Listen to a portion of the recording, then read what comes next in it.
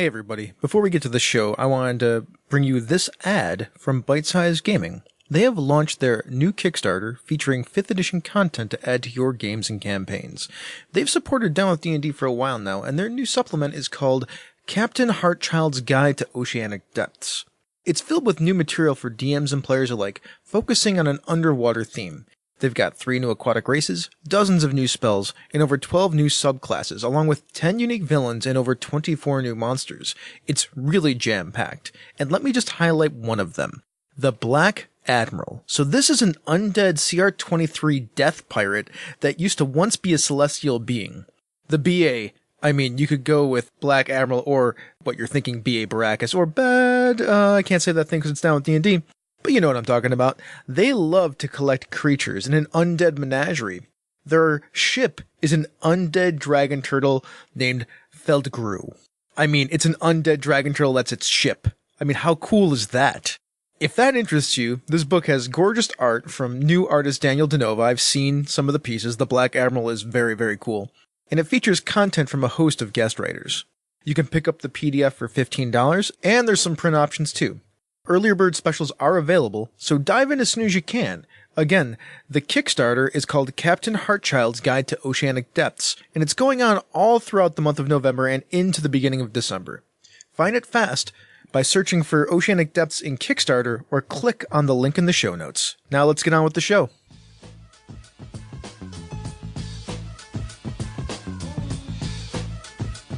Get down with D&D. Yeah, you know me. Get down with D&D. Yeah, you know me. Get down with D&D. Yeah, you know me. Who's down with D&D? This whole party. You down with D&D? Yeah, you know me. You down with D&D? Yeah, you know me. I'm down with D&D. Yeah, you know me. Who's down with D&D?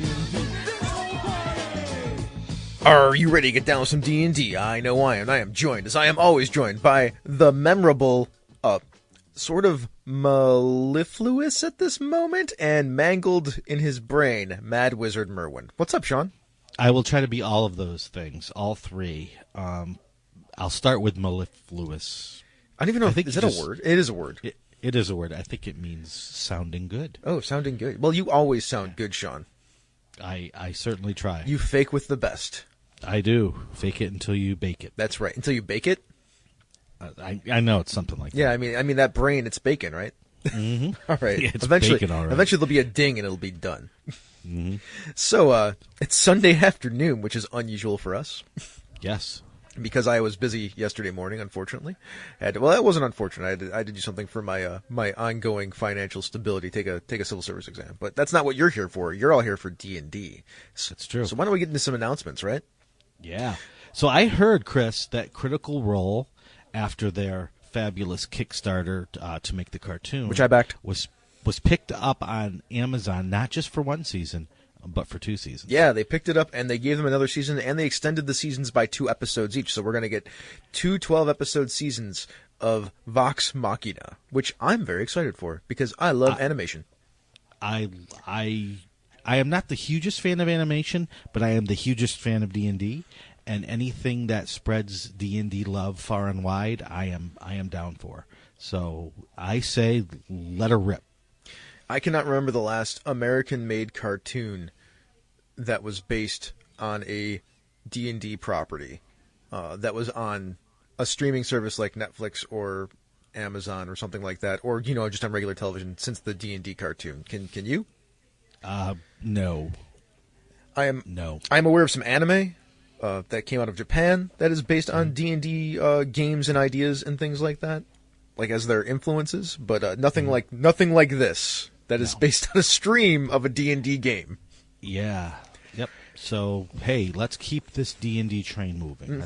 That's really where I stand on this. Yeah. And so this hits my Venn diagram of things that I love, which is animation and Dungeons and Dragons. So I'm very excited about it. I backed the Kickstarter, so I'm looking forward to getting my stuff early and then also watching all of it. Yep. We will definitely be queuing it up on Amazon when it comes out. Mm-hmm. Maybe in our new segment, well, not segment, in our new thing for our patrons, the Sneak Attack, which I want to tell you all about. It's going to be 10 to 15 minutes of extra content that you're going to get. We'll probably talk about it there at some point too when those episodes start airing. But those episodes don't air till next year, so we'll talk about other things until then. Okay. So wait, now tell me more about the sneak attack thing, Chris. So I felt that it was a good idea for us to give some added value to our patrons who patron the show, to give them some exclusive content. So if you're a patron at a paltry $1 a month, you will get access to the sneak attack, along with a bunch of other stuff from Misdirected Mark Productions, including the after show from Misdirected Mark and the bonus content from Panda's Talking Games. So this will be a little bit more D&D stuff from me and Shawn every week for you folks. Awesome. I am down for that. Me too. All right. Why don't you tell me about Winter Fantasy? So, Winter Fantasy is a great convention that is held in Fort Wayne, Indiana, during the winter, hence Winter Fantasy, every year. And it has a pedigree, Winter Fantasy does, that goes back almost as far as shows like Gen Con and Origins. And it is currently run by Bald Man Games, and dollar for dollar, it is probably the best convention that I attend. It is very laid back. Fort Wayne is a very cheap city, so you can get food, lodging at quite an economical rate. And it is D&D as far as the eye can see. You'll sit down at a bar after a game, and you'll be sitting down with all of the Adventurers League administrators, and you'll see, Wizards folks, and you'll see other people who are movers and shakers in the D&D world, just sitting down for a beer or for a meal. And so it's a great place to get your D&D fix and be in the middle of the D&D hub without the sort of chaos of a larger convention. And this year it is February 5th through 9th. If you go to wintfan.baldmangames.com, or just search Winter Fantasy Baldman Games, it'll take you there. You can either sign up to DM with some benefits for DMing a certain number. You could get a free badge or free hotel, and it's a great experience to DM at shows like this. Or you can see the schedule of events, and you can now get your room. He just put up, Dave Christ of Baldman Games just put up the room blocks about an hour ago. So you can get your hotel. That sounds I will awesome. be there. I will be there the entire time. Probably run a game or two, play a game or two, maybe even do something fun and different. Listen for what that might be on the show coming up in later episodes. I'm excited for fun and different things. Sounds like Me too. Sounds like an awesome time. I like 1 year I did writing workshops. Adventure writing workshops where I took 6 or 7 people for 2 sessions, and we just talked about adventure design, and we went over some of their encounters. Very cool. So, things like that, or maybe special games, or who knows what. All right, so that's Winter Fantasy, February 5th through 9th. Go sign up. Well, there'll be a link in the show notes to that too, so check it out. Sure enough. All right, Grant Ellis has a Kickstarter called Grimworld. So, do you want to tell us about Grimworld, Shawn? So, I'm a big fan of Grant. Grant has done a lot in the industry in terms of streaming and running games and helping socially promote the game. Not just D&D, but a bunch of different games. And he has put up a Kickstarter for a new world and rules to facilitate that world called Grimworld. And so the book offers players and dungeon masters a new way to experience 5th edition, altering the core rules to facilitate storytelling that makes you feel like you're playing or running a fairy tale type of adventure. Grimworld is a strange place full of danger, whimsy, and peculiarity. So any of those sort of fable-y fairy tale sorts of things, this game will use 5th edition's engine to give you that sort of game experience. Very nice, very nice. And I have backed it. Cool, so then you'll be able to tell us all about it when you get it. When I get it, we will take a good long look at it. Nice. If you want to hear more about this, James Dercasso over at Tabletop Babble chatted with Grant Ellis about this. So you can go find that interview over on Tabletop Babble. I will try to find a link and put it in the show notes. Great. All right, let's get to the main topic for this episode. Descent Part 4, Candlekeep and Beyond. Well, really just Candlekeep. And a little beyond. Not a little bit beyond Candlekeep. Not devilishly beyond. Not yet. Not yet. All right. So let's do a recap real quick. So where we're at in the adventure and the campaign is that we have defeated Duke Vanthampur at her villa. We have found Thravis Krieg, probably. We may or may not, and hopefully, and I would suggest pushing to have the players have the puzzle box. It's very important, actually, to the next couple scenes. Yeah, kind of. As is the hidden Shield of the Hidden Lord. Yeah, the Shield of the Hidden Lord is it's like I would say the puzzle box is 1A to make sure they have it. The Shield is like 1B. True. If they don't have it, it's not as big of a blow, but you're going to miss out on some good stuff. Yeah, there's a lot of great story here that hinges on certain items or certain NPCs. So you want to make sure you know what you're doing if you let the characters get away without some of those experiences or without gaining possession of some of those items. Mm-hmm. Hopefully you'll still have Rhea Mantelmorn in your group at this point. Mm-hmm. She's very interesting and is a good outside voice piece if you want to have one as a game master, dungeon master. Mm-hmm. And then you should be and hopefully you'll have Philaster Fisk. Philaster Fisk, yep. He's useful. He won't be around for much longer, but it's fun to have him around. Yep. All right, so we have our mission, which is to go to Candlekeep and bring the puzzle box there, or at least just go to Candlekeep and talk to Silvara. That's her name, right? Silvara? Silvira. Silvira Savakis. Yep. There's some good alliteration there. Mm-hmm. And there's a little bit of a montage, a traveling montage to go to Candlekeep. Several scenes that you can utilize and should be utilizing to have this journey. The first one is you're leaving the city. And that's not as easy as I mean, it's easy. I mean, in the story, there's nothing like, there's no rolls to be made or anything like that. But when you open the gates and you go out the gates, all of the refugees from Elturel are still just crowding around on the outside of the gates. It's not a good situation. Like, these people are downtrodden and they don't have much and they're probably starving. Mm-hmm. And it's rough. Yeah. And you know what? If Rhea is with you, she's one of the Hell Riders. Yep. Or at least, she is associated with them. That could lead to some interesting role playing between the refugees and Rhea, who would be looked up to as someone who could help them, even though she has absolutely no power to do so. Mm-hmm. So this is going to be a recurring theme throughout this episode. I'm going to talk about opportunities and missed opportunities in the adventure. And this being a missed opportunity? Yeah, I feel like it's a missed opportunity. It's not a huge deal. And one other thing I want to add, I did work on this adventure, right?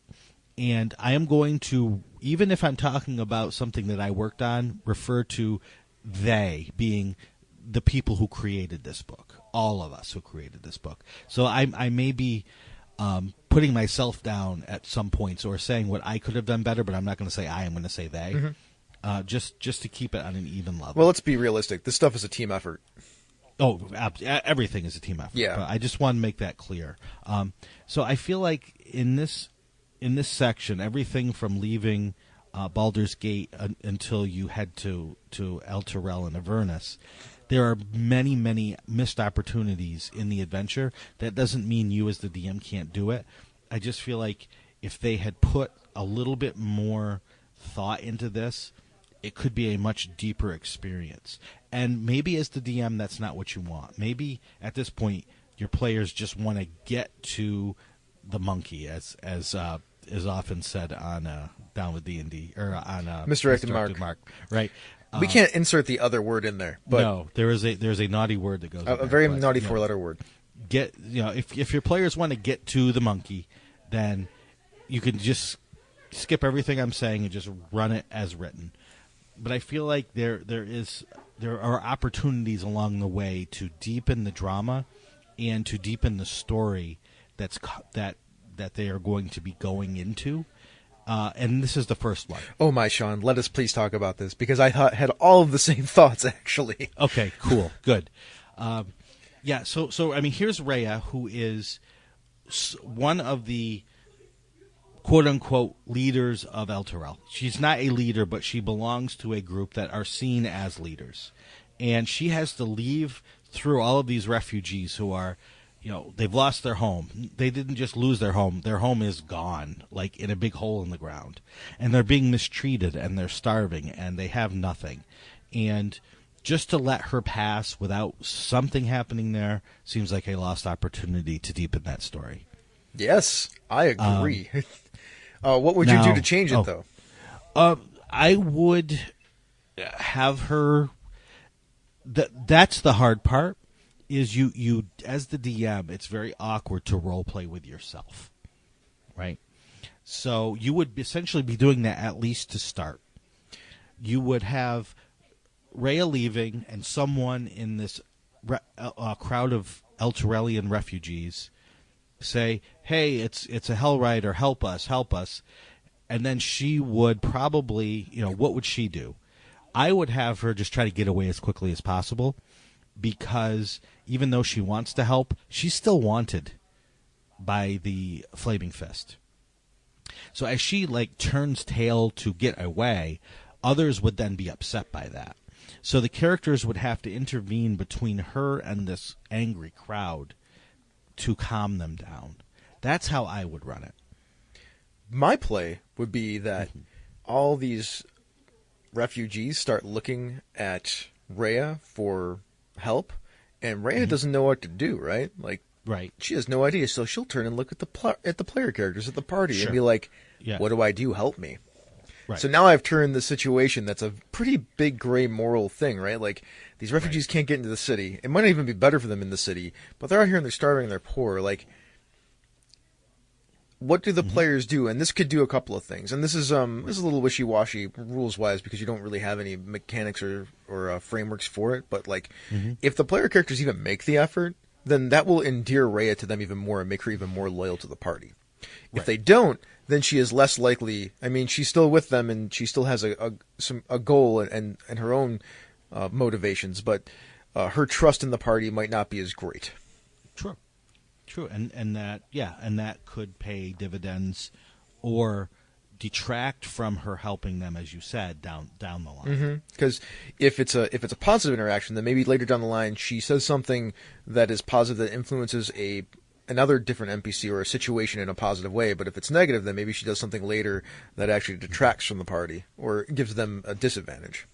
Right, and if you could also have the Flaming Fist, if too much of a big deal is made of her, start coming out of the city after her. And what do the characters then do? Do they fight against the Flaming Fist? Do they pull their weight around and be like, "Look, we know Liara Portier," or what do they do? It's a situation where there's a bunch of options for the player characters to take. Yep, and there doesn't even have to be huge mechanical payout, but just the narrative payout is, it's teeming with possibilities, I would say. Yeah, and narrative influences the narrative going forward. Whatever happens is going to influence what happens later. Because that's how storytelling works, right, Shawn? Exactly. Yeah. But it's a fun, because it once again plays into the unity of effect that we're talking about here, which is this is all about making deals and hard decisions, right? Mm-hmm. That's for sure. Mm-hmm. So those are two really solid options for how you can play leaving the city. Mm-hmm. This next encounter is, I don't know, what I feel like it's just a filler, right? It's just a beat to throw a beat in there. It's at Worm's Crossing. It's a pickpocket encounter, and there's an opportunity for a pickpocket, because there's a lot of pickpockets there, to pick the pocket of one of the player characters that don't really notice them, and maybe they get caught. And then if they get caught, it's more interesting, because what do they do with the person that they caught? Right. Yeah. I mean, it's not terrible. I just don't see it's something like this that I would like to see in other places, more important places, more narratively rich places. Then as you're leaving the city, you go through this kind of slum area, and yes, there's lots of pickpockets, and okay, you get pickpocketed, but there's no big narrative payoff. It's happening as you're leaving the area. So, How much more interesting is if this pickpocket, instead of pickpocketing a random item, if they succeed, they pickpocket the puzzle box. Exactly. Well, now we got a thing, right? Yes, and then there's a chase through the slum as this very important thing is being carried by someone who has no idea what they've even done. Mm-hmm. Also, if you want the Shield of the Hidden Lord to play a bigger part, when the pickpocketer pickpockets the puzzle box, if they succeed, then the shield can be the one that warns everybody that the puzzle box has been pickpocketed by the pickpocket. That is perfect, Chris, because that will then lead to a bigger dilemma later when the characters are trying to decide whether to take the shield to Avernus or not. Uh-huh. If you've shown its utility, if you've shown how useful it could be, it's going to be much harder for the characters just to leave it behind. Mm-hmm. I agree. For sure. Great idea. All right, so then the next encounter is contingent on having the Shield of the Hidden Lord. It's the Knights of the Shield. So this is actually also a pretty good introduction to a potential recurring villain in Kratos, the Cambodian, who is part of this organization. The Cambodian is shape changed into a driver on a hay cart. I'm gonna stop you there. It's a Cambion. What did I say? Cambodian. Did I say that? I'm so sorry. It's okay. I should edit that. Let me try that again. This is a pretty good introduction to a potential recurring villain in Kratos, the Cambion. And the Cambion can shape change and turn themselves into a hay cart driver.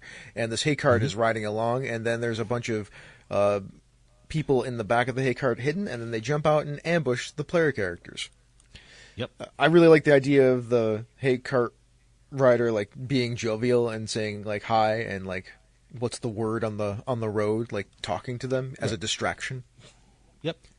So yeah, this is the kind of encounter that I want to see throughout, because it does many things, right? It shows that what the characters have, this shield, is very important. So leaving it is, while an option, could be potentially dangerous. It shows it reasserts this devilish idea, because it's a Cambion who is trying to get the shield. So more of this is what I want to see, not only while they're traveling to Candlekeep, but also while they're there and as they leave. Now, it doesn't say to do this in the encounter, but you need to make it known, I believe. This is my personal preference. Make it known that they want the shield. Like, have them attack the person with the shield and say, somebody grab the shield, right? Right, exactly. And then the fight is not just a fight to the death. The fight is a fight for something. And even to the point where somebody could try to grab the shield off of whoever's got the shield and then run away with it. Not that you really want them to get away, because that's not what we're going for here. But at least it introduces the idea that there is a force out there that wants the shield. Yep. So, and if you couple that with the pickpocket encounter with someone trying to steal the puzzle box, now you've really reinforced it, right? There's not just one thing, there's two things. And everything that you have is powerful, is desired by others, and is an important part of this narrative that you're undergoing. Yep, and check this out. Aside from the unity of effect that we've thrown everywhere in this situation, the encounters, beat-wise, is a role-playing styled encounter that could break down into something else with the leaving of the city.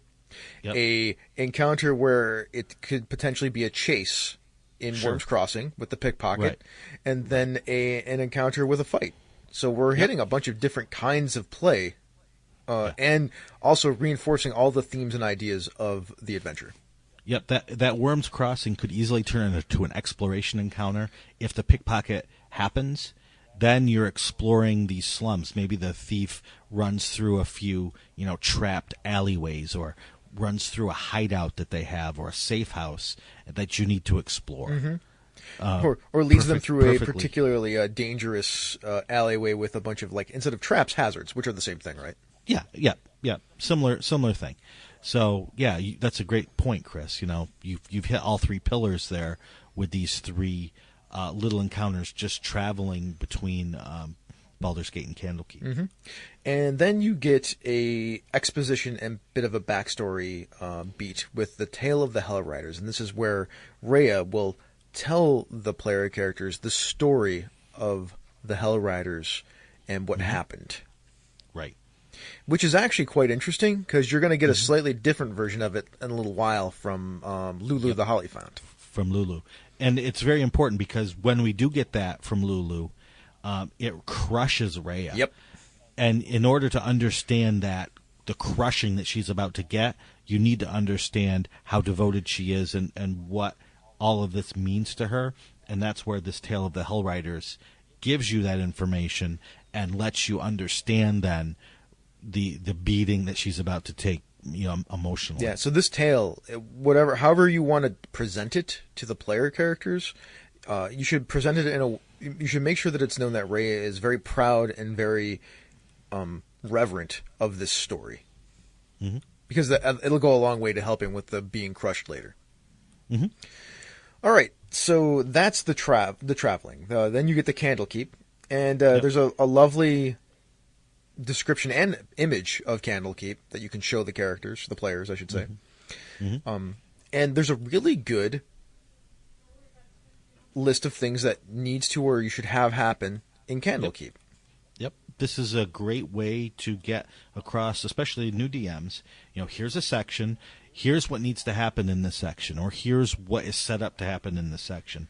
And if you tell DMs like that ahead of time, then if things go off the rails, if changes need to be made, they can keep in mind that these are the high points that they need to hit. Mm-hmm. All right. Do you want me to read them? Is it a good idea? Yeah, go ahead. Sure. So the characters arrive at Candlekeep, where the price of admittance is a book, specifically one not already contained in the monk's library. Now, we'll talk about that in a little bit, but that's how you get into Candlekeep. You have to pay. True. Yep. The characters then meet with Silvira Savakis, a tiefling sage who knows the secret to unlocking Thavis Krieg's infernal puzzle box. Mm-hmm. So she's the key to opening your puzzle box. True story. Silvira advises the characters to leave the Shield of the Hidden Lord in her custody, but Gargoth makes a good case for taking the shield with them, which is why some of that stuff we mentioned earlier is very important. True. And then Silvira makes arrangements to send the characters to Elturel and gives them an unreliable map of Avernus. Rhea Mantlemorn offers to go with the characters, while Philaster Fisk chooses to stay behind, because he's like, I'm not going to hell, that's dumb. Right. All right. So there's the Way of the Lion. That's the box text that shows how, tells about the journey, which it's taken 4 days, which this is the first time we've heard that it's taken 4 days, I'm pretty sure, right? Mm-hmm. Maybe that should be mentioned earlier, but now you know. Yeah. And on the 5th day that you're traveling, you get the description of, walking up towards Candlekeep. Mm-hmm. It's fine. It's box text, right? Yeah, it's...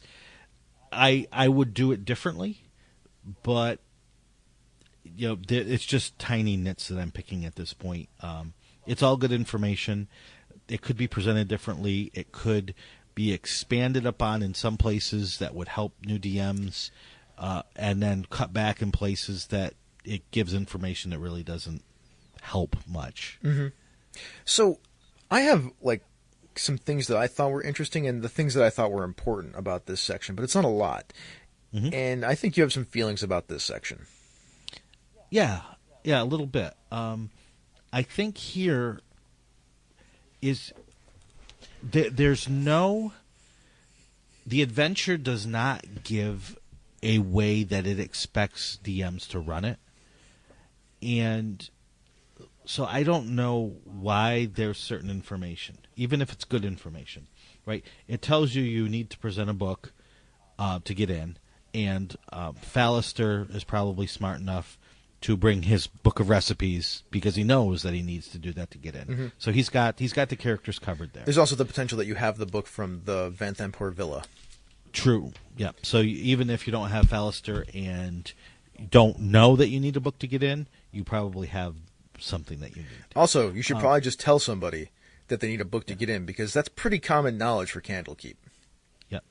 So you've come to Candlekeep to meet with Silvira, but it gives an example of an inn in Candlekeep, and I either want it to go in one direction or the other.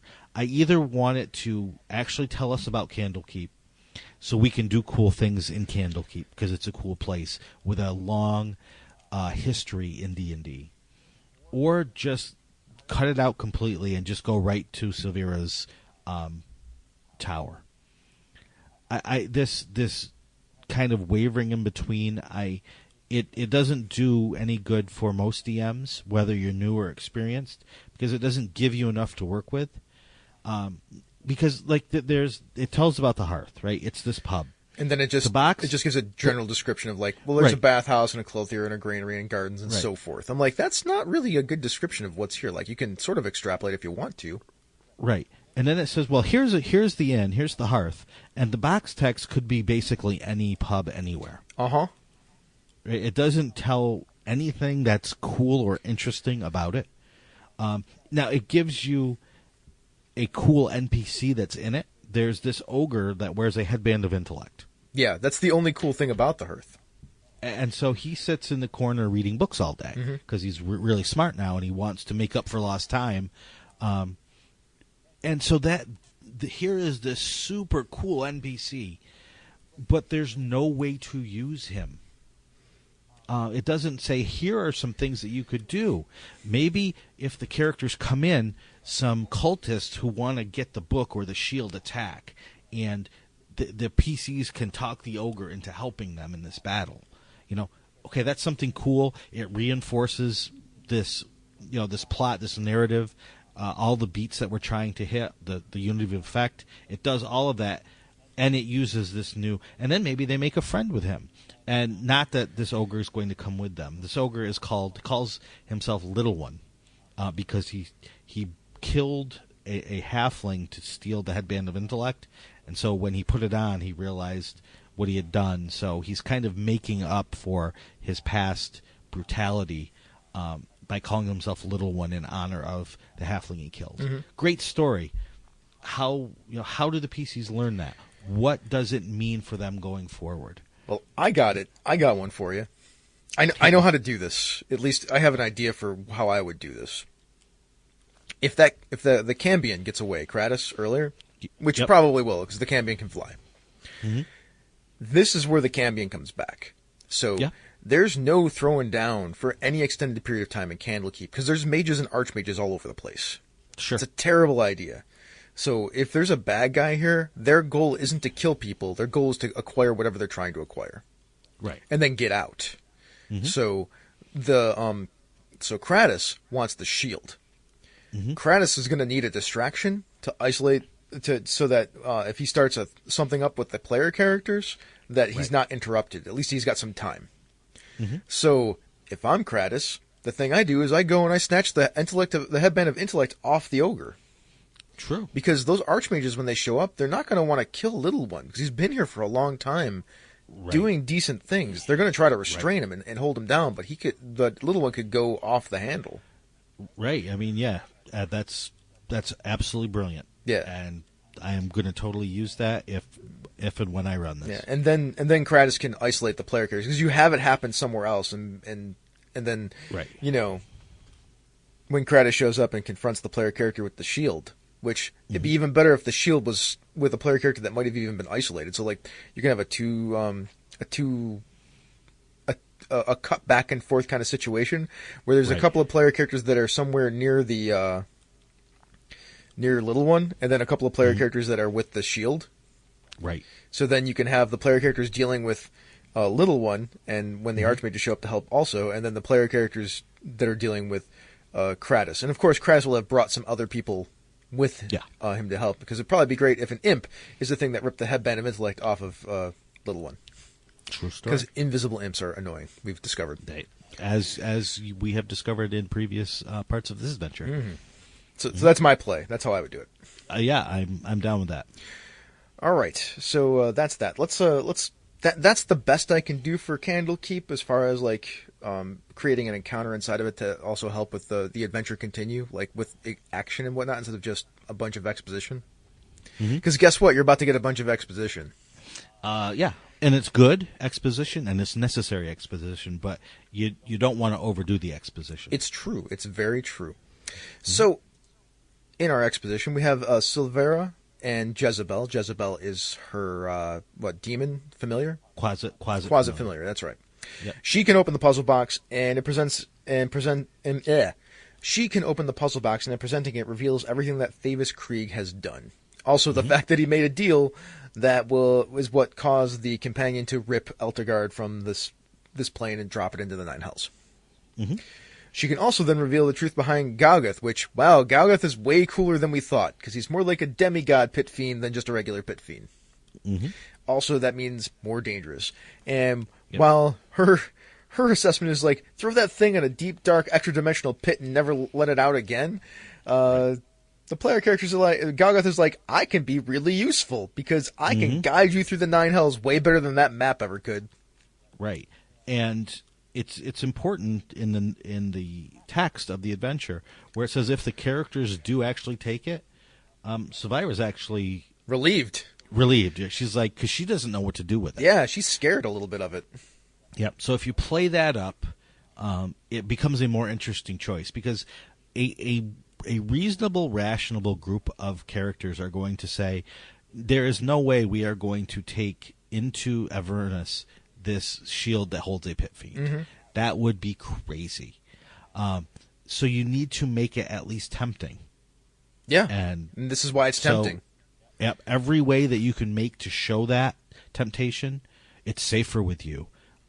Maybe it would be super useful for you. All of those things you need to reinforce to actually make it a choice that they could actually consider. Yeah. Yeah, absolutely. So, moving on, after that, she points them to Traxigor's tower. So Traxigor is an Archmage friend because she can't planeshift them from here because it's Candlekeep and it's got a bunch of boards and things like that on it. And she ain't leaving. So she's like, you should go to Traxigor's tower. Also, I think Traxigor has a friend that might be able to be of use to you. I would do a couple things here. I would somehow make the puzzle box, make the characters do something to open it. Even if Savira is the one that knows how to open it, a couple of checks. The characters need to use their blood to open it. And that has ramifications later, whether it be just as simple as giving them inspiration or as hard as, since they've given their blood, when they go to Avernus, there's a connection somehow. Something to, so the characters are in on this action a little bit. Yeah, I mean, it is a deal that was made by Zariel, who's the big bad of the whole thing. Right. Sort of. It just feels like the characters and the players are now just watching something happen, and I just want to get them involved in some way. Yeah, I understand what you're saying. I don't necessarily disagree. I think that's fine. I think they've done everything that they need to do to find their key to open this puzzle box, right? They went and they got it from the the Vanthampur villa. They traveled all this way here. They dealt with a bunch of stuff that they're like, why is all this stuff happening to us? They finally get here and they're like, yay, our key can open the box. But yeah, I mean that's also a perfectly fine way to handle it. Is like, it'd be cool if there was like a Rubik's Cube or something that people can mess with. Or, a couple of checks that people can make. The next thing is I'm 100% with you that you're going to say, so go ahead and say it. Yeah, so at this point, as Chris said, Savira says, okay, I know who you need to talk to next. It's this Archmage Traxigor. He owes me some favors. So I'm going to get you there. I can't teleport you because you can't teleport into or out of Candlekeep, but go up on the roof and I got you covered. So she sends the characters up to the roof, and there are griffins. And the griffins are trained to take people where Savira tells them to. So off you go on griffin back toward Traxigor's tower, which is outside of Candlekeep. How can you not have a combat with the characters flying on griffin back these 20 miles? Shawn, it has to happen. Shawn, I like read the griffins and like, oh cool, there's going to be a fight in midair, and then I flick to the next part of the adventure and I'm like, what happened? Where's the fight in mid? Oh, that's how. That's exactly what I did. Yep. So have the Cambion, Kratos come back. Yes. Here, have some cultists using demons or devils or nightmares, flying nightmares, something.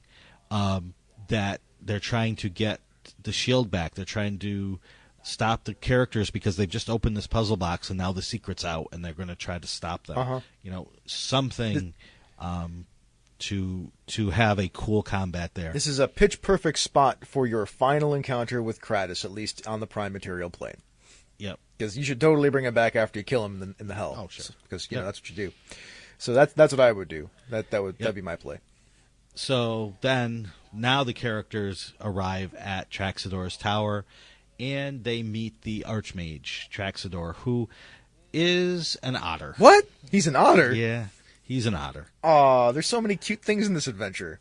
I know, and that's the funny part is it's this Avernus, it's this hellish, grim, dark, hopeless thing, and then there's an otter mage.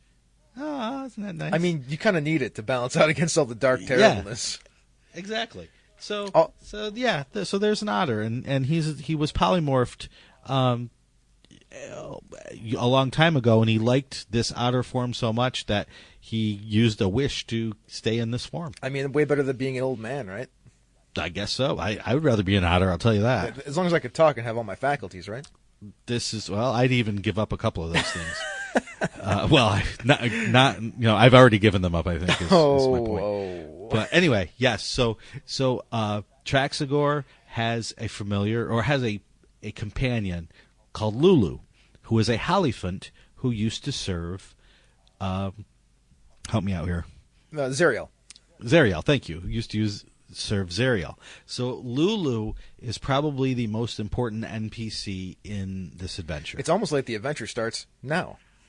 It definitely could.